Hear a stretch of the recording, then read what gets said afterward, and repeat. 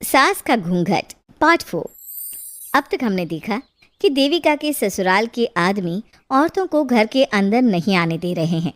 देविका उन्हें पुलिस में जाने की धमकी देती है, जिससे पूरे गांव में अफरा तफरी मच जाती है। तभी गांव का एक आदमी सरपंच को बुलाकर ले आता है। सरपंच उनके घर के बाहर का नज़ारा देखकर कहते हैं, जोगिंदर जी, ये आपके घर की औरतों ने कैसा हंगामा मचा रखा है। आपका घर तो संस्कारों की मिसाल था, लेकिन ये मैं क्या देख रहा हूँ, आपके घर की किसी औरत ने घूंघट नहीं कर रखा। सरपंच जी, हमारे घर की औरतों को इस देविका ने बहकाया है। हमने पहले ही इन सबको चेतावनी दी थी कि अगर ये घर से बाहर गई तो हम इन्हें घर में नहीं आने देंगे। अब ये देविका हमें धमकी दे रही है कि पुलिस को बुलाएगी। क्या पुलिस? इस गांव का बरसों पुराना इतिहास रहा है। इस गांव में कभी पुलिस नहीं आई। गांव के सभी फैसले हमने मिलजुल कर किए हैं। जोगिंदर, तुम्हारे घर का फैसला पंचायत करेगी। सरपंच जी, आपने ठीक कहा। पंचायत दोनों तरफ की बातें सुने और जो भी फैसला पंचायत करेगी वो हमें मंजूर होगा।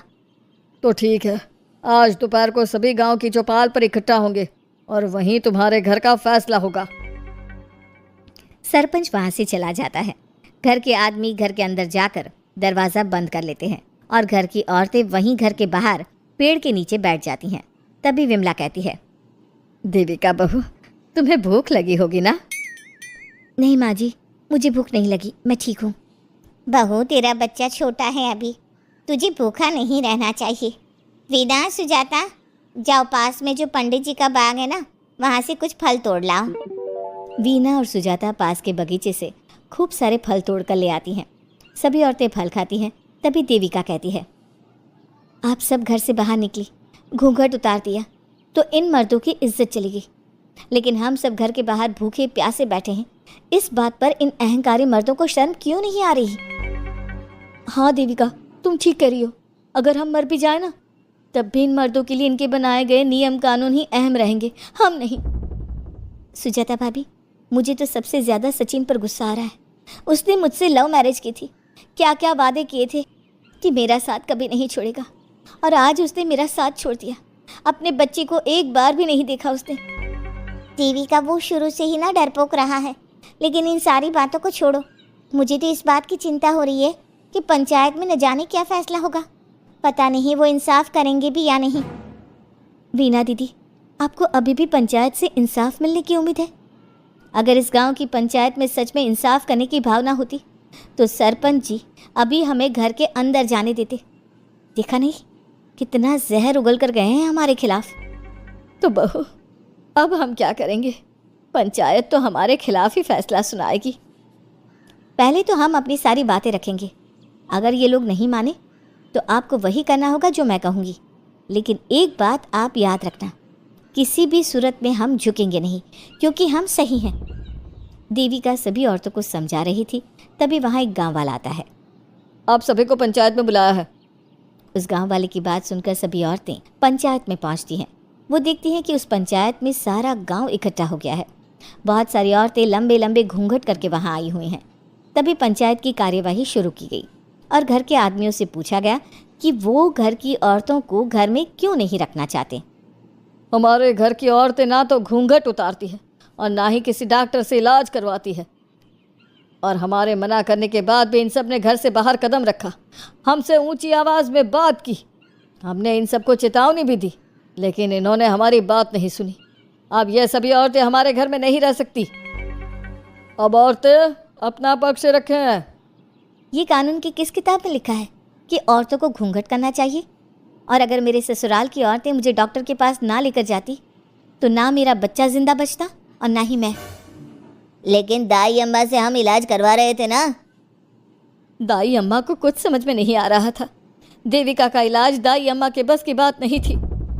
काफ़ी देर तक दोनों पक्षों में बहस चलती रही।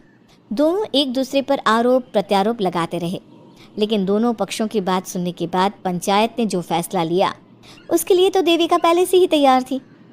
दोनों पक्षों की बात सुनने के बाद पंचायत ने यह फैसला किया है कि सारी गलती महिलाओं की है। अगर वो अपने अपने पतियों से माफ़ी मांग लेती है और वादा करती है कि भविष्य में कभी ऐसी गलती नहीं दोहराएंगी, तो वो घर के अंदर प्रवेश कर सकती हैं। हमें पंचायत का फैसला मंजूर नहीं है। हमने कोई गलती नहीं की जो हम माफ़ी मांगे। और किस बात का वादा करें हम? हमने देविका की जान बचाई है, तो आप हमसे भविष्य में किसी की जान न बचाने का वादा ले रहे हैं क्या? अगर तुम्हें पंचायत का फैसला मंजूर नहीं है तो तुम सबको घर में नहीं पुरानी हवेली में रहना होगा, जो अब खंडहर बन चुकी है। यह खंडहर तुम्हारे घर के सामने ही है। सरपंच जी, आपका फैसला सही नहीं है। एक बार और सोच लीजिए इस फैसले के बारे में। ओ शहर की छोरी, 4 किताबें क्या पढ़ ली, हमें सही गलत का पाठ पढ़ाएगी? तुझे पता नहीं कि पंचायत का फैसला यहाँ सदियों से चलता आया है और लोग उसी को मानते आए हैं। अच्छी तरह जानती हूँ सरपंच जी। अगर मैं चाहूँ तो आपके इस फैसले को कोर्ट की चौखट तक ले जा सकती हूँ। पुलिस को बुलाकर अभी घर के अंदर जा सकती हूँ।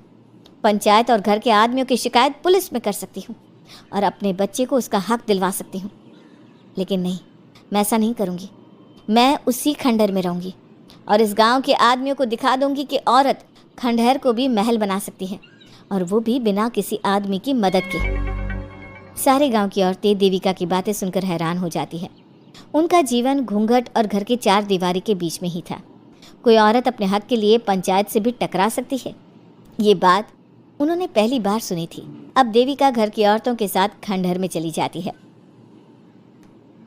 माँ जी, ये खंडहर तो काफ़ी पुराना है। भाभी, खंडहर पुराने ही होते हैं। मुझे तो डरावना भी लग रहा है। मैं डर की वजह से कभी इस खंडहर के आसपास भी नहीं आई, लेकिन मुझे क्या पता था कि एक दिन इसी में रहना पड़ेगा। ये तो टूटा फूटा भी पड़ा है। माँ जी, एक काम करते हैं, ये खंडहर तो काफ़ी बड़ा है, इसलिए एक हिस्से की साफ सफाई करके उसे ही रहने लायक बना देते हैं। बाद में धीरे धीरे पूरा खंडहर ठीक कर लेंगे। हाँ बहू, तुम ठीक कह रही हो। विमला भाभी और मैं इस खंडहर के टूटे हुए हिस्सों पर मिट्टी और ईंटें लगा देते हैं। सुजाता और वीना, तुम साफ सफाई कर लो। सभी औरतें मिलकर खंडहर के एक हिस्से को सुधारना शुरू कर देती है और काफ़ी देर तक मेहनत करने के बाद वो उस हिस्से को काफ़ी हद तक अच्छा कर लेती हैं। और इसी तरह रात हो जाती है। सभी औरतें बैठकर बात करती है। माँ, हमने इस खंडहर को घर तो बना दिया है, लेकिन ये घर चलेगा कैसे? हाँ माँ जी, मैं भी यही सोच रही हूँ। और हम सब तो बड़े हैं, गर्मी सर्दी भूख कुछ भी आसानी से बर्दाश्त कर सकते हैं, लेकिन देविका का बेटा बहुत छोटा है, उसे तो हमें अच्छी तरह से पालना होगा ना। मैं भी यही सोच रही हूँ कि आगे हमें क्या करना चाहिए। कम्मू और मैं मिलकर मिट्टी का चूल्हा और मिट्टी के बर्तन बना देते हैं। कुछ दिन के लिए खाने का इंतज़ाम भी हो जाएगा, क्योंकि यहाँ पर खेत और बाग बगीचे आसपास ही हैं, कहीं से कुछ भी ले सकते हैं। पहले आप मुझे ये बताइए कि आप सब लोगों को आता क्या है, मतलब कोई ऐसा काम जिसका आपको शौक हो, जो आपने बचपन से किया हो। बहू, तेरी दिमाग में चल क्या रहा है? माँ जी, बहुत कुछ चल रहा है। बस अब हमारा सारा ध्यान इस बात पर होना चाहिए कि हम अपने लिए अच्छे से अच्छा क्या काम कर सकते हैं। आप सब हिम्मत से और समझदारी से काम लो, फिर देखना हम इस खंडहर को भी महल बना देंगे। इसके लिए सबसे पहले हमें आत्मनिर्भर बनना होगा। देविका सभी को समझा रही थी, तभी उसका बेटा रोने लगा। उसने अपने बेटे को गोद में उठाया और उसे चुप कराने लगी। अब देविका के सामने सबसे बड़ी चुनौती थी कि वो किस तरह से ससुराल की औरतों को आत्मनिर्भर बनाए और किस तरह से अपना घर चलाए। हमारे प्यारे दर्शकों, अब आप बताइए, देविका और घर की सभी औरतों ने अपने पतियों से माफ़ी ना मांगकर सही किया या गलत? क्या उनका खंडहर में रहने का फैसला सही था? अब देविका को क्या कदम उठाना चाहिए, हमें कमेंट में ज़रूर बताना। हमारी कहानी को लाइक, शेयर और चैनल को सब्सक्राइब करना मत भूलना।